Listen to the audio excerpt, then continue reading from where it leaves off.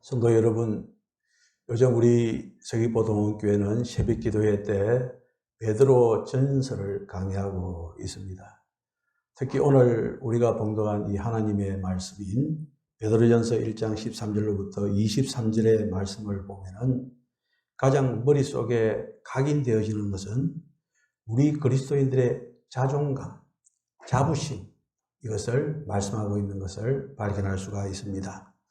이런 우리의 자존감과 자부심을 일깨워주는 말이 무엇이냐면은 우리가 택하신 족속이요, 왕같은 제사장이요, 거룩한 나라요, 또 하나님의 소유가 된 백성이라는 이런 단어인 것입니다. 베드로전서 2장 9절의 말씀이 되어집니다. 우리가 세상 사람들과 똑같은 공간 속에서 또 똑같은 환경 속에서 살고 있지만은 우리의 영적인 신분은 저들과 다르다는 것입니다. 우리의 영적인 신분은 거룩한 제사장이요, 왕같은 제사장이요, 택하신 족속이요, 하나님의 소유된 백성이라는 것입니다. 여러분들 이 말에 대해서 공감을 하십니까? 예, 우리는 공감을 하면서 자존감을 가지고 자부심을 가지고 우리가 신앙생활을 해야 되는 것입니다. 그래서 우리는 이 세상을 살아갈 때 당당하게 세상 속에서 빛과 소금의 역할을 감당하는 그런 그리스도인의 삶을 살아야 되는 것입니다. 그러기 위해서 우리는 시종일관 이렇게 우리를 대우해 주시는 이런 귀한 자격을 주신 하나님을 바라보는 그런 신앙이 우리의 신앙이 되어야 되는 것입니다. 그래서 오늘 본문의 말씀을 중심으로 해서 주를 바라보는 신앙이라는 이런 제목으로 오늘 말씀을 드리는 것입니다. 그런데 사실 따지고 보면요, 우리가 자칫 방심하고 있는 사이에 이런 자존감도 사라져버리고 자부심도 사라져버리는 그런 경향이 있습니다. 따라서 우리가 이 세상을 열심히 사는 것도 중요하지만은 무엇을 위해서 사느냐, 무엇을 위해서 사느냐, 무엇을 목적으로 사느냐, 목표로 해서 사느냐, 이것이 더 중요하다는 사실을 우리가 마음속에 새겨야 될 것입니다. 따라서 우리가 무엇을 보고 사느냐에 따라서 우리의 인생의 방향, 그리고 삶의 목표와 가치관이 결정되어지는 것입니다. 그래서 오늘 우리가 봉독한 이 하나님의 말씀은 주님을 바라보고 사는 우리들의 신앙의 자세에 대해서 말씀을 하고 있습니다. 첫 번째는 무엇이냐면은 마음의 허리를 동이고 살아야 된다라고 말씀하고 있습니다. 13절의 말씀입니다. 그러므로 너희 마음의 허리를 동이고 근신하여 예수 그리스도께서 나타나실 때에 너희에게 가져다 주실 은혜를 온전히 바랄지어다 라고 이렇게 말씀하고 있습니다. 여기서 동여맨다라는 것은 헬라어의 뜻으로 급한 일을 당할 때 취하는 태도라고 이렇게 의미를 붙입니다. 다시 말하자면 정신적으로든지 육체적으로든지 게으른 삶을 반성하고 목표를 향해서 매진하는 자세, 이것이 마음의 허리를 동인다는 것입니다. 그래서 우리 예수님께서도 누가복음 12장에 보면은 깨어있는 종에 비유해서 이 단어를 사용하고 있는 것을 우리가 발견할 수 있습니다. 누가복음 12장 34절과 35절에 보면은 너희 보물 있는 곳에는 너희 마음도 있으리라 하고 했고, 35절에 보면은 허리에 띠를 띠고 등불을 켜고 서 있으라. 무엇을요? 허리에 띠를 띠고 등불을 켜고 서 있으라. 이렇게 말씀하고 있습니다. 예수님께서는 마지막 때에 하나님의 종들이 취해야 할 자세를 말씀하시면서 허리띠라고 하는 이 단어를 사용하고 있는 것이죠. 지금도 우리는 어떤 어려움을 당할 때 허리띠를 졸라맨다는 그런 말을 잘 사용하고 있지 않습니까? 이것은 마음의 각오를 다진다는 것이죠. 배고픔이나 어려움이나 시련에 직면하여 굴하지 않고 일어서겠다고 하는 그 각오, 강한 의지의 표현이 허리에 띠를 띈다는 것, 마음의 허리띠를 띈다는 그런 말의 표현이 되어지는 것입니다. 이를 신앙적인 입장에서 본다면은 믿음을 흔드는 환경에 직면한 성도가 오히려 그런 환경을 적극적으로 대응해서 믿음의 뿌리를 든든히 내리는 그런 자세를 말하는 것입니다. 지난 주일에도 말씀을 드렸다시피 부산 성산교회의 박창재 장로님의 책 제목이 뭐라 그랬습니까? 새벽 기도회가 끝나는 날 나의 인생도 끝난다 라고 하는, 이것이 바로 마음의 허리띠를 매는 것입니다. 저는 요새 목에 허리띠를 매고, 목에 허리띠가 아니라 목에 띠를 띠고 있습니다. 왜냐하면 한 5일 전에 어떤 권사님이 집에 넥타이가 많다고 해서 저에게 한 20개 가까이 주었습니다. 그래서 이제 20개, 이거 요즘 넥타이는 남한테 줘도 선물도 되지도 않고 해가지고 어떻게 할까 싶다가, 그래, 아침마다 한번 메어보자 라고 해서 새벽마다 이제 아침에 4시에 제가 일어납니다만 맨 먼저 하는 것이 와이사스를 입고 이제 이 넥타이를 매는 겁니다. 이 넥타이를 매면서 오늘 새벽 기도회를 위해서 마음의 각오를 하는 겁니다.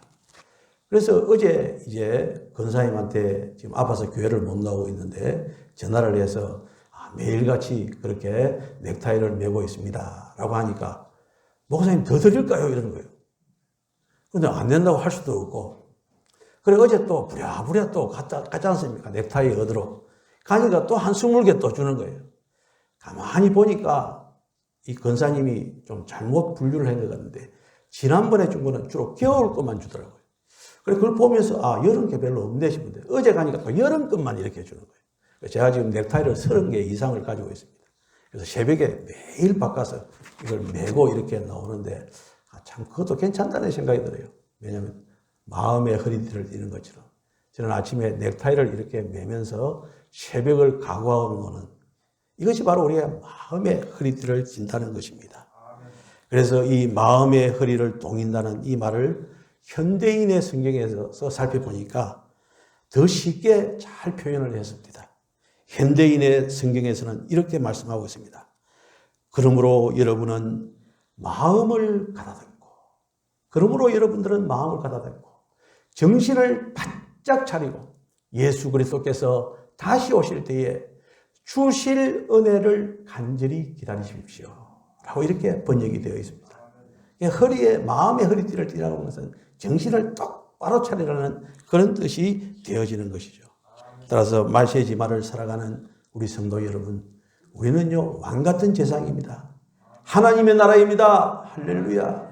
이런 자존감, 자부심을 가지고 신앙생활 하시기를 주님의 이름으로 축원합니다. 두 번째로, 이제 주님을 바라보고 사는 우리들의 두 번째 지침은 무엇이냐면은 거룩하게 사는 것입니다. 베드로전서 1장 15절과 16절에서 이것을 말씀하고 있습니다. 오직 너희를 부르신 거룩한 이처럼 너희도 모든 행실에 거룩한 자가 되라. 거룩한 자가 되라. 기록되었을 때 내가 거룩하니 너희도 거룩하니라. 이렇게 말씀하셨습니다. 내가 거룩하니 너희도 거룩하라.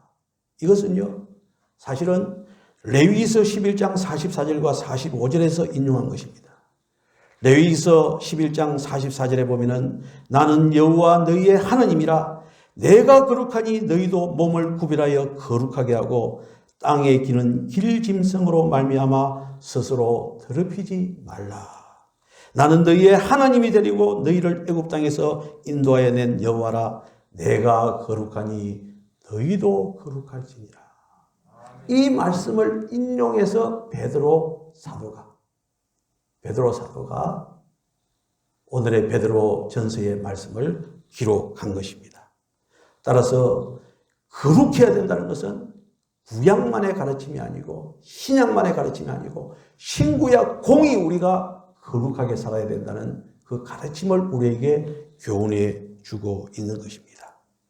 그런데 사실 그렇습니다. 우리가 신앙생활 하면서 거룩 이렇게 말을 하지만은 여러분들 이 거룩이라는 것이 무엇입니까? 사실은 이 거룩이라고 하는 것은 하나님의 속성을 말할 때 이 거룩이라고 하는 단어를 사용합니다. 따라서 이 거룩이라고 하는 이 용어는요, 하나님의 정결함과 도덕적인 완전함, 이것이 거룩이라는 것이죠. 따라서 하나님의 형상대로 지음받은 우리 역시도 하나님과 같이 거룩해져야 되는 것입니다. 자, 그렇다면 여러분들, 우리는 어느 정도까지 우리가 거룩하다고 생각하십니까? 오늘 본문에는 너희를 부르신 거룩한 자처럼 이렇게 되어 있습니다. 하나님처럼 우리가 거룩해져야 된다는 것입니다. 근데 아무리 생각해도 우리가 하나님처럼 거룩해질 수 있습니까? 도저히 불가능한 일인 것입니다. 절대로 우리는 하나님처럼 거룩해질 수 없다는 그런 생각을 해봅니다. 그러나 성경에서는요, 우리가 하나님처럼 거룩해질 수 있는 방법을 가르쳐 주고 있습니다. 두 가지를 말씀하고 있는데, 첫 번째로는 히브리서 10장 10절에서 그 방법을 가르쳐 주고 있습니다. 이 뜻을 따라 예수 그리스도의 몸을 단번에 들이심으로 말미암아 우리가 어떻다고요? 거룩하심을 얻은노라.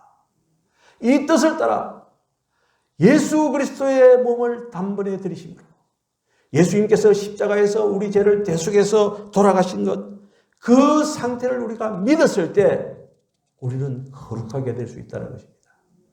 이것을 잘 풀어서 찬송 가사로 해서 우리가 찬송을 부르고 있지 않습니까? 그게 찬송가 259장의 찬송인데, 예수 십자가에 흘린 피로써 그대는 씻기어 있는가, 더러운 죄 희게 하는 능력을 그대는 참으지 않은가, 예수의 보혈로 그대는 씻기어 있는가, 마음속에 더 여러 가지 죄악이 깨끗이 씻기어 있는가. 우리는 스스로 거룩해질 수 없습니다. 그러나 무엇으로요? 예수님의 보혈의 피로 우리가 깨끗하게 되어지고 거룩하게 될 수 있다는 것입니다. 또 하나, 그 다음 단계는 우리가 이렇게 거룩하게 되어졌으면 그것이 계속 유지되어지는 것, 그 참으로 중요한 것입니다. 우리가 거룩한 상태로 살아가는 것입니다. 성경에서는 우리가 거룩함을 유지하면서 살아가는 두 가지 방법을 말씀하고 있습니다. 그 첫 번째는 로마서 15장 16절의 말씀입니다.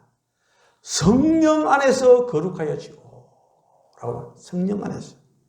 우리 성도들은 수행이나 고행이나 선행으로 거룩해지는 것이 아니라 성령의 능력으로 거룩하다는 것입니다. 따라서 우리는요, 기도해야 됩니다. 하나님 아버지, 제가 성령 충만케 해주시옵소서. 우리 성도들이 성령 충만케 해주소서. 그 길이 왜요? 거룩하게 되어지기 때문에 그러한 것입니다. 디모데전서 4장 5절에 보면 또 하나의 방법을 말씀하고 있습니다. 하나님의 말씀과 기도로 거룩해지고, 하나님의 말씀과 기도로 거룩해지고, 우리들이 거룩해지기 위해서는, 그것을 유지하기 위해서는 하나님의 말씀으로 교훈받고 육신의 모난 부분을 말씀으로 다듬고 기도한다면 거룩한 모습으로 변화되어진다는 것입니다.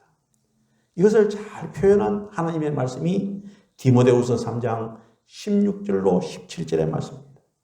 모든 성경은 하나님의 말씀으로 감동으로 된 것으로 교훈과 책망과 바르게 함과 의로 교육하기에 뭐라고요? 유익하니 이는 하나님의 사람으로 온전하게 하며 모든 선한 일을 행할 능력을 갖추게 하려 합니다. 여기서 하나님의 사람으로 온전하게 한다는 것이 무엇입니까? 그것이 우리가 거룩한 상태로 이 세상을 살아간다는 그런 말씀인 것입니다. 따라서 우리는 주님을 바라보는 그 신앙으로 살아가는데 거룩한 삶을 살아야 되는 것입니다. 오늘도 거룩한 삶을 사시는 성도 여러분들이 되시기를 바랍니다. 그런데 사실 일주일 동안 언제가 가장 거룩한 것 같습니까? 좀 주일인 것 같아요. 그러나 주일 정신을 가지고 일주일을 계속 살아야 됩니다. 우리는 하루만 반짝 거룩하는 것이 아니라 일주일 내내 거룩한 삶을 살아야 되는데 우리의 힘과 능력으로 되는 것이 아니라 주님께서 주신 힘으로 되어진다는 사실을 믿으시기를 바랍니다. 그리고 이제 세 번째로 주님을 바라보고 사는 우리들의 세 번째 지침은 하나님을 경외하는 것입니다. 베드로전서 1장 21절을 보시기 바랍니다. 너희는 그를 죽은 자 가운데서 살리시고 영광을 주신 하나님을 그리스도로 말미암아 믿는 자니 너희 믿음과 소망이 하나님께 있어야 하려 하심이니라. 이 말씀입니다. 하나님을 그리스도로 말미암아 믿는 자니라고 말씀하고 있습니다. 여러분들, 이 말씀은 하나님을 바라보고 사는 우리는 우리의 속과 겉을 다 보시는 하나님을 경외하면서 살아야 된다는 것입니다. 우리는 망령된 행실에서 예수 그리스도의 보혈의 피로 구원을 받았습니다. 구속을 받았습니다.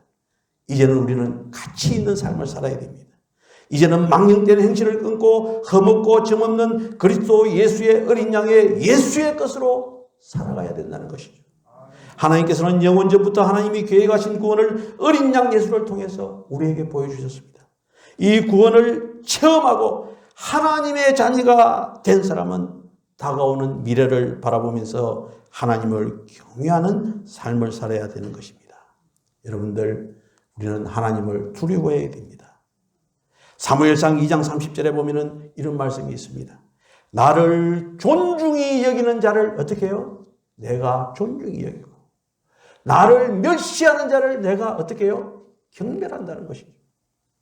나를 존중히 여기는 자, 하나님을 경외한다는 것이죠. 하나님을 경외하는 자, 내가 하나님이 존중해 준다는 것이죠. 그러나 나를 하나님을 멸시하는 자는 내가 그들을 경멸하리라 말씀하고 있습니다. 여러분들, 지난 주일에 우리가 신명기서를 읽지 않았습니까? 그 신명기서 28장이 있는데 흔히 신명기 28장을 두고 말할 때 축복의 장이다 라고 그렇게 알려져 있습니다. 그러나 그거는요, 성경을 잘 모르는 사람이 하는 소리입니다. 물론 성경 전체가 축복의 말씀입니다만은 신명기서 28장을 보면은요, 총 68절로 되어 있습니다. 68절로. 그런데 가만히 자세히 정독해 보면은요, 1절부터 14절까지는 축복의 장 맞습니다. 축복을 선포하는 장입니다. 1절로부터 몇 절까지요? 14절까지. 그러나 15절부터 68절까지 무려 54절에 걸쳐서는 너희들이 불순종하면 저주를 받으리라. 이 말씀이 15절로부터 68절까지 나옵니다. 14절 때 54절. 과연 신명기 28장을 축복의 장이라고 말할 수 있겠습니까? 오히려 저주를 가리키는 장이다 라고 말씀합니다. 이 말씀은 무엇이냐면요, 순종하면서 하나님을 경외하는 삶이 불순종하면서 하나님을 대적하는 삶보다 더 힘이 든다라는 것을 말씀하고 있는 것이죠. 그래서 우리 예수님께서는 마태복음 7장 13절로부터 14절에 이런 말씀을 하고 있습니다. 좁은 문으로 들어가라. 멸망으로 인도하는 문은 크고 그 길이 넓고 거리로 들어가는 자가 많고 생명으로 인도하는 문은 좁고 길이 협착하여 찾는 자가 적음이니라. 이렇게 말씀하고 있습니다. 좁은 문이라 그랬습니다. 하나님을 경외하는 것이 넓은 문이 아니라 어떤 문이요? 좁은 문이라는 것입니다. 따라서 여러분들, 우리가 이렇게 예배를 드리고 하나님을 경외하고 기도하고 섬기는 이 모든 것들은 사실 좁은 것입니다. 그래서 이 좁은 길을 걷는 사람들이 참으로 극소수인 것입니다. 우리는 극소수에 속한 하나님의 백성이요 왕 같은 제사장인 줄로 믿습니다.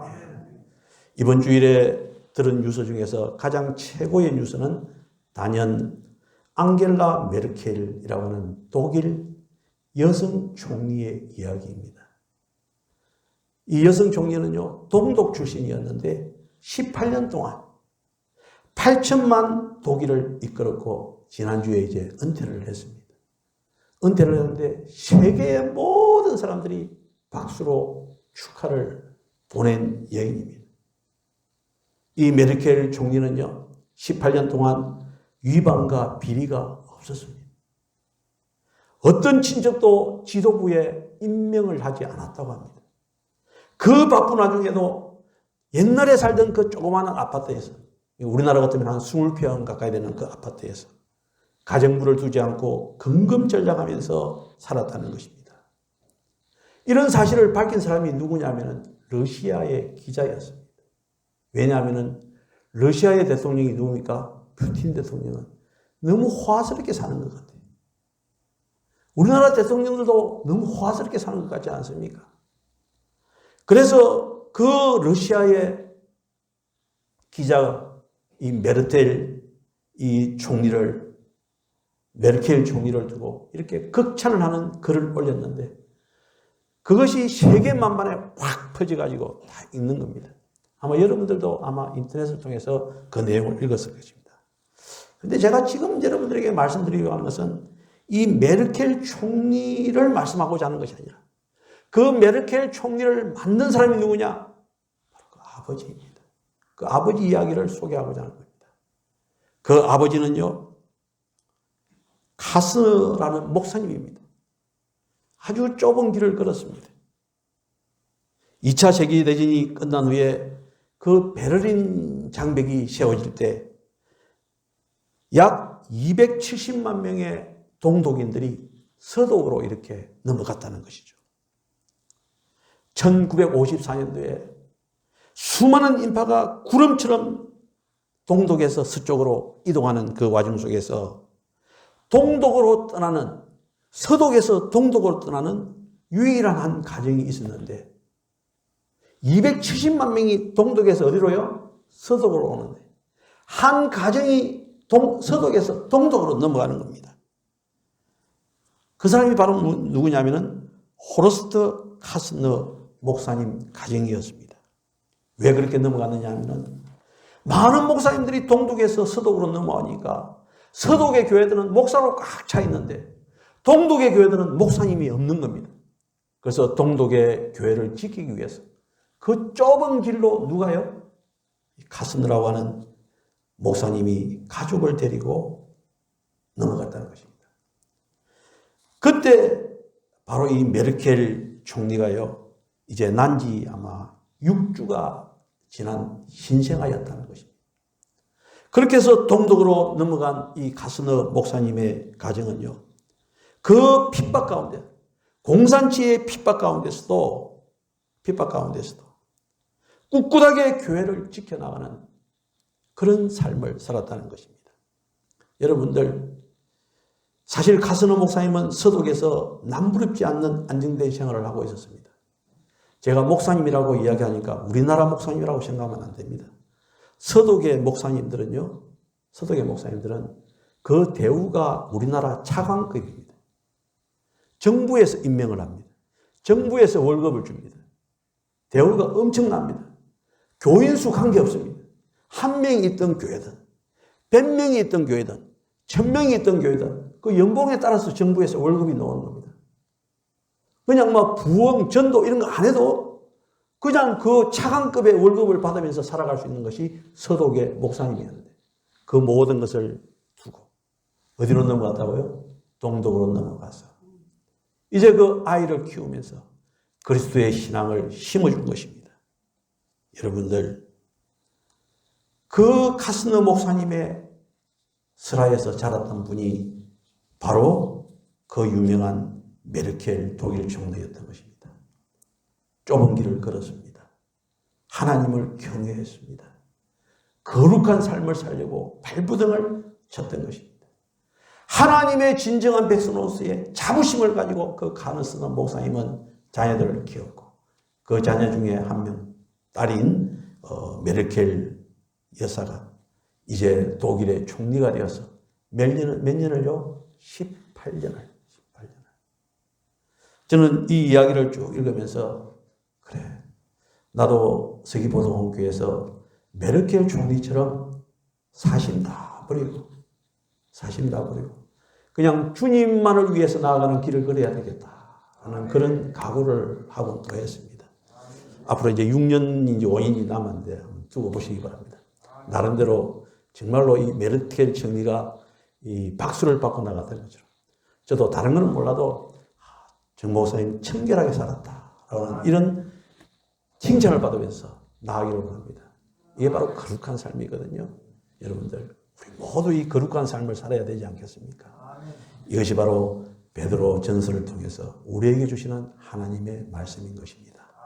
사랑하는 성도 여러분, 이 놀라운 축복을 받아 누리면서 하나님으로부터 칭찬 듣는 우리 성도들이 되시기를 주님의 이름으로 축원합니다. 기도드리겠습니다.